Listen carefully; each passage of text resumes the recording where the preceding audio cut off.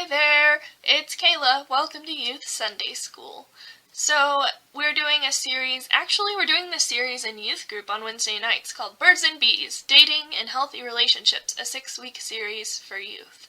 However, I'm also turning these into videos so that just in case you miss youth group, you can still get the information that we're sharing at youth group. And you can watch it on Sunday at Sunday School if you want to. So, with that said, I wanted to start this series because I think that a lot of the information that we're going to share in this series with you is helpful to know as you begin to explore relationships and relating to other people. And I want you to be able to have the information you need to do this in a healthy way so that you don't end up getting hurt unnecessarily. So without further ado, let's get going. Week 1, what even is a relationship? On its most basic level, a relationship is a connection you have with another person. So like a friend, a classmate, family member, acquaintance, romantic connection, authority figure, that would be like a teacher or a boss. Every person you know, you have a relationship with. It's just a connection to another person that you know. Often people will say relationship, though, and they mean romantic relationship. So, for example, if someone says, I'm in a relationship with Jim Bob, then we can assume it's a dating romantic situation. You wouldn't say, I'm in a friend relationship with Jim Bob, because that sounds weird, or I'm in a family relationship with Jim Bob. You would just say, Jim Bob is my friend, or Jim Bob is my family member. And so when you say you are in a relationship with somebody, we always just kind of assume it means romantic relationship, and so that's how that works. Next slide.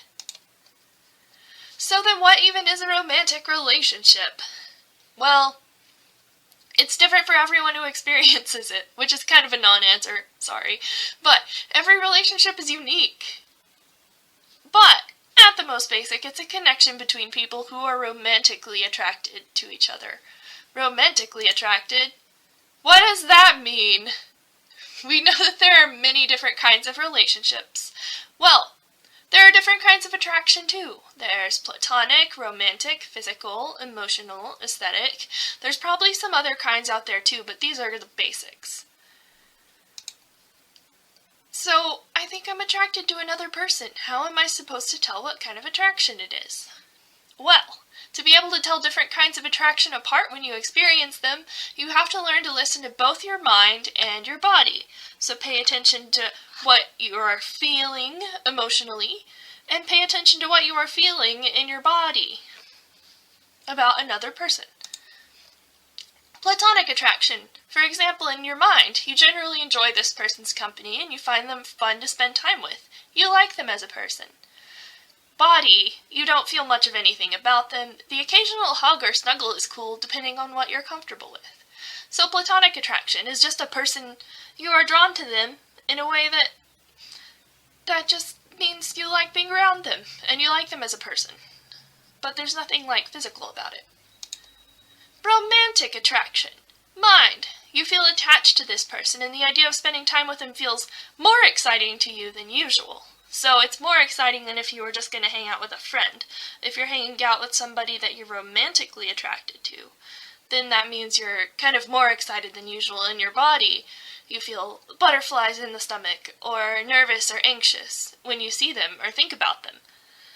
Romantic attraction is honestly kind of hard to define, and so if you experience it a little differently than what's depicted here, that is normal and okay. It's hard to put into words sometimes what these different kinds of attraction are, and so I've done my best, but my definitions might fall short, and that's okay, as long as you know that.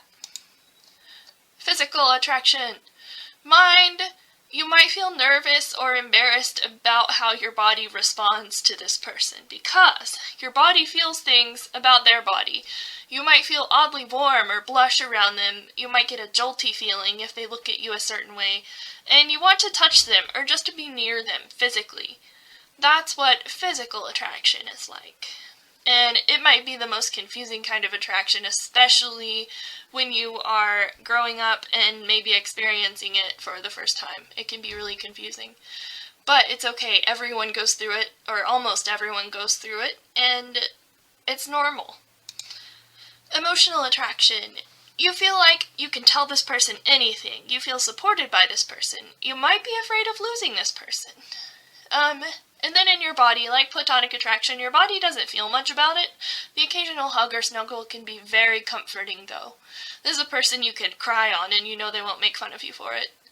And having an emotional attachment to another person is part of what emotional attraction is like. It's like a deeper level of trust. Like, emotional attraction might be to a friend who's like a best friend versus a regular friend. It's someone that you feel you can share more with because you know they won't judge you. They're supportive. And then there's aesthetic attraction. So in your mind, you think this person is just super cool and good looking. You like to look at them and admire them. So aesthetic attraction, I feel like sometimes it can feel like jealousy because you look at someone and think they're so cool and you just want to be them. And then in your body, even though they may be good looking, your body may not feel anything about them. So pay attention to this. Because thinking someone is attractive versus being attracted to someone are different things. And it's important to pay attention to how your mind and your body feel about another person so that you don't waste your time. So now that we've gone over those kind of basic kinds of attraction, of being drawn toward another person, what if I feel more than one kind of attraction to another person? That's completely fine and very common. Different kinds of attraction can go together or not in relationships. Many traditional romantic relationships are a combination of romantic and physical and emotional attraction. And many traditional friendships are a combo of platonic, emotional, and aesthetic attraction. And so what I mean by traditional is that's how the romantic relationships and friendships commonly happen. It's not how everyone is or has to be, but it is pretty common, and so it's a good framework to work off of. Remember, romantic relationships are different for everyone who experiences them. It may not seem like it because of social pressure and expectations, but there is nothing that you and another person should do in order for your relationship to be valid. So hear that again. There is nothing that you and another person should do in order for your relationship to be valid. Your relationship is what you and another person decides it is. No one else gets to decide that for you. Sometimes, for example, people have relationships where they have romantic attraction but not physical attraction.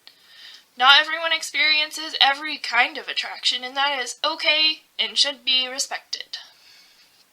So what makes a romantic relationship a romantic relationship? Well, another non-answer for you. You get to decide that for yourself.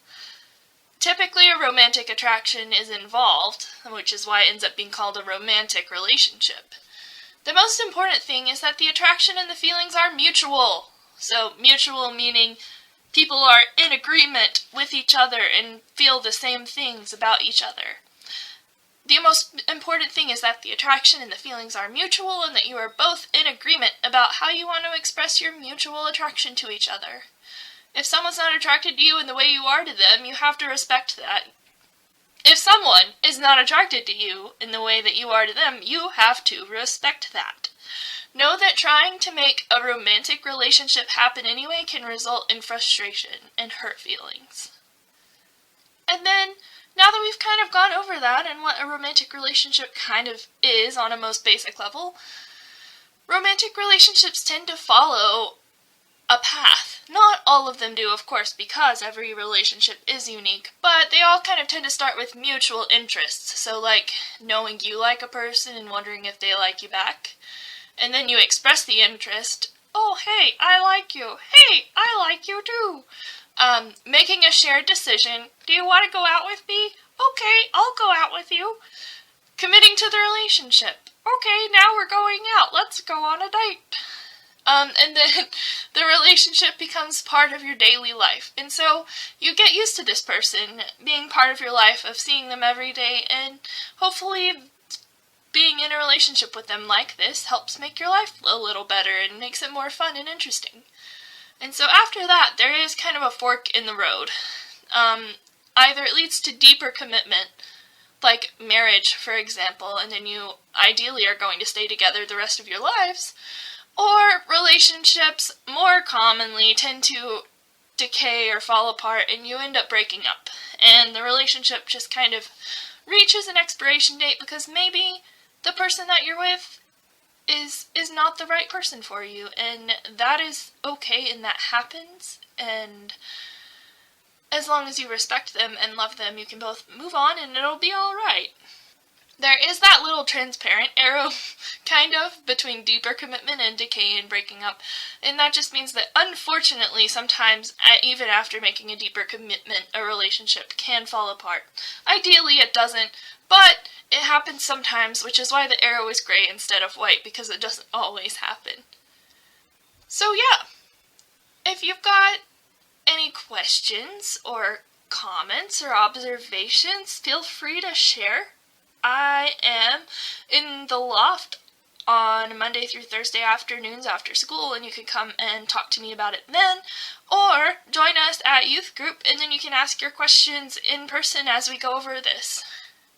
I hope that you all have a great week. I hope that you have learned a little bit from this and have a little bit more knowledge to work off of when you're thinking about relationships and dating. Next week, we're going to go over how to communicate well, because communication is key, a lot of people would say, in relationships. So that'll be next week. Hopefully I'll see you at youth group. If not, there will be another video, and you'll be able to catch up here on YouTube. Alright, y'all, have a good week. I love you.